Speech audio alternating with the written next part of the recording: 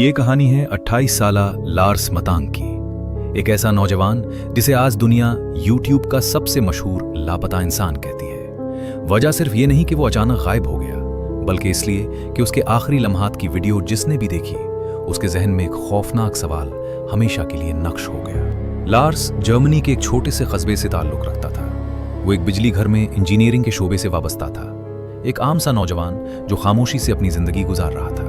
दोस्तों के साथ वक्त गुजारना, काम पर जाना और वालिद की बीमारी के बाद घर के मामलात में अपनी माँ का हाथ बटाना, यही उसकी दुनिया थी। जून 2014 में वो अपने 5 दोस्तों के साथ बुल्गारिया के मशहूर साहली मकाम गोल्डन सैंड्स छुट्टियां मनाने गया। इब्तिदा के चंद दिन खुशगवार गुजरे। लार्स हंसता था, मुतमईन दिखाई देता था।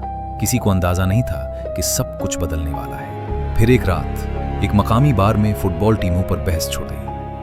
लार्स वर्डर ब्रेमन का मद्दाह था, जबकि सामने वाले बायरन म्यूनिख की हिमायत कर रहे थे। बात बढ़ती गई, आवाजें बुलंद हुई और अचानक झगड़ा हो गया। इसी दौरान लार्स के कान पर ऐसी शदीद चोट लगी कि उसके कान का पर्दा फट गया। डॉक्टर ने साफ अल्फाज में उसे मशवरा दिया कि वो इस हालत में जहाज का सफर न करे, क्योंकि बुलंदी पर हवा का दबाव उसके कान को मजीद नुकसान पहुंचा सकता है। चुनाचे लार्स ने अपने दोस्तों को जर्मनी वापस भेज दिया और खुद वार्ना शहर के एक सस्ते से होटल कलर में रुक गया। यहीं से सब कुछ पुरस्कार होना शुरू हुआ। लार्स ने अपनी मां को फोन किया, लेकिन उसकी आवाज बदली हुई थी।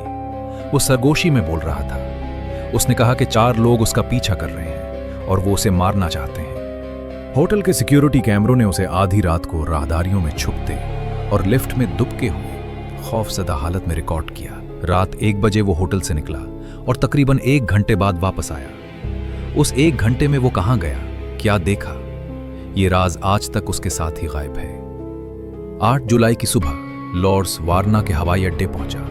वो घर वापस जाने के लिए बेचैन था, मगर उसके चेहरे और रवैये से साफ जाहिर था कि उसके जहन पर खौफ और वहम छाए हुए हैं। वो हवाई अड्डे के डॉक्टर कोस्तोफ के कमरे में बैठा मुआयना करा रहा था कि अचानक एक मजदूर अंदर दाखिल हुआ।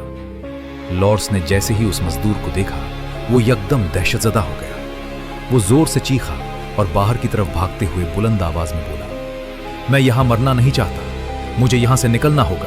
उसने अपनी तमाम चीजें, पासपोर्ट, मोबाइल फोन वहीं मेज पर छोड़ी और बाहर की तरफ भाग निकला। कैमरे की फुटेज में देखा जा सकता है कि वो नंगे पांव हवाई अड्डे की बाड़ फैलाता है और सामने मौजूद घने जंगल में दौड़ जाता है। इसके बाद वो कभी किसी को नजर नहीं आया। उसके फौरन बाद बड़े पैमाने पर उसकी तलाश शुरू की गई। पुलिस, रजाकारों और मकामी हुक्काम ने हवाई अड्डे के अतराफ और घने जंगलात में दिनों तक सर्च ऑपरेशन किए, मगर उसका कोई सुराग न मिल सका। इस वाक़े के बाद कई नजरियात सामने आए। कुछ माहिरीन का ख्याल है कि उसे दी जाने वाली एंटीबायोटिक्स दवा के नायाब मुज़िर असरात ने उसके जहन पर शदीद असर डाला, जिसकी वजह से वो वहम और खौफ में मुब्तला हो गया। कुछ लोगों का कहना है कि कान की चोट ने उसके दिमाग को मुतासिर किया था। लार्स की मां ने अपने बेटे को ढूंढने के लिए हर मुमकिन कोशिश की। निजी जासूस रखे गए, जंगलात छाने गए, मगर कोई सुराग न मिला। बरसों बाद कुछ लोगों ने दावा किया कि उन्होंने लार्स को मुख्तलिफ जगहों पर एक बूढ़े हुलिये में देखा है, मगर उन दावों की कभी तस्दीक न हो सकी। आज भी लार्स मतानक का ये अधूरा सफर एक ऐसा मुअम्मा है जिसका कोई हल नहीं मिल सका। वो नौजवान जो अपनों के पास वापस जाने के लिए बेकरार था, आखिर उसने किस खौफ से अपनी शनाख्त तक पीछे छोड़ दी? क्या वो वाकई किसी खतरे में था,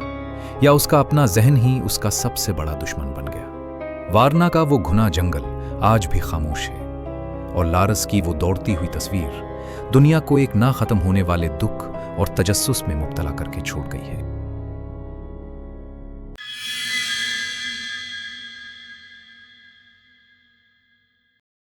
ये 23 जून 1965 की एक झुलसा देने वाली दोपहर थी, जब ह्यूस्टन टेक्सास में पुलिस अफसरान ड्रिस्कल स्ट्रीट पर वाक़े एक खामोश और बज़ाहिर पुरसुकून घर के बाहर पहुंचे। पुलिस को एडवीना राजर्स के भतीजे मरून की तरफ से इत्तला मिली थी कि उसकी खाला कई दिनों से फोन का जवाब नहीं दे रही थी। अंदर से कोई आवाज न आने पर पुलिस ने दरवाजा तोड़कर घर में दाखिल होने का फैसला किया। घर के अंदर का मंजर शुरू में बिल्कुल मामूल के मुताबिक था। फर्नीचर अपनी जगह मौजूद था और खाने की मेज पर खाना तक रखा हुआ था, जैसे अभी कुछ देर पहले ही कोई वहां मौजूद हो। लेकिन ये सुकून ज्यादा देर कायम ना रह सका। जैसे ही एक अफसर ने रेफ्रिजरेटर खोला, उसके सामने गोश्त के साफ सुथरे कटे हुए टुकड़े तह दर तह रखे हुए थे। पहली नजर में उसे लगा कि शायद ये किसी ज़िबाशुदा जानवर का गोश्त हो, मगर जब उसकी नजर नीचे मौजूद सब्जियों के दराज पर पड़ी तो उसके जिस्म में सनसनी दौड़ गई। शीशे के पीछे से 2 इंसानी सर उसे घूर रहे थे। ये सर 81 साला फ्रेड क्रिस्टोफर राजर्स और उनकी 72 साला बीवी एडवीना राजर्स के थे। जिन टुकड़ों को इब्तिदा में गोश्त समझा गया था वो दरअसल इसी बूढ़े जोड़े के कटे हुए धड़ और आज़ा थे। तफ्तीश से मालूम हुआ कि फ्रेड राजर्स को हथौड़े से मार मार कर कत्ल किया गया था। उसकी आंखें निकाल ली गई थीं और उसके आज़ाए मखसूसा भी काट दिए गए थे। एडवीना राजर्स को शदीद तशद्दुद के बाद सर में गोली मारकर हलाक किया गया था। कातिल ने लाशों को बड़ी महारत से ऊपर की मंजिल के बाथरूम में टुकड़े टुकड़े किया था, जहां से पुलिस को एक खून आलूद आरी भी मिली। हैरत की बात यह थी कि पूरे घर को इस कदर अच्छी तरह साफ किया गया था कि कहीं खून का कोई वाज़े निशान मौजूद न था, सिवाय एक कमरे के। इस कमरे से खून के चंद कतरे निकलते हुए एक बिस्तर तक जा रहे थे। ये कमरा उनके 43 साला बेटे चार्ल्स राजर्स का था। चार्ल्स रॉजर्स एक गैर मामूली ज़हानत रखने वाला मगर निहायत पुरअसरार शख्स था। वो एक माहिर अर्जियात और तरबियत याफ्ता पायलट था। 7 ज़बानें बोल सकता था और उसने न्यूक्लियर फिजिक्स में डिग्री हासिल कर रखी थी। मगर इस जहानत के साथ साथ वो शदीद तन्हाई पसंद भी था। अगरचे वो अपने वालिदैन के साथ ही रहता था, लेकिन उनसे बातचीत भी दरवाजे के नीचे पर्चियां सरका कर करता था। मोहल्लेदारों को तो ये तक मालूम न था कि चार्ल्स उस घर में रहता है, क्योंकि वो अक्सर रात के अंधेरे में निकलता और देर गए वापस आता था।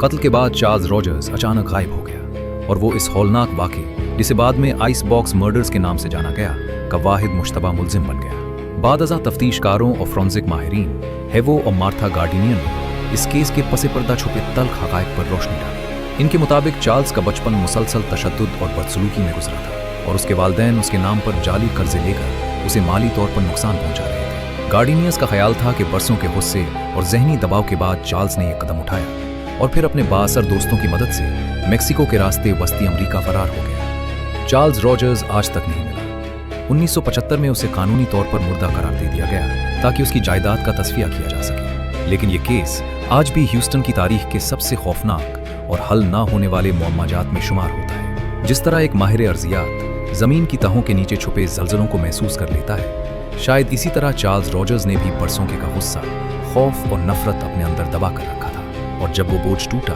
तो उसने एक ऐसी तबाही को जन्म दिया जो आज भी इंसानियत को लर्जा देती है।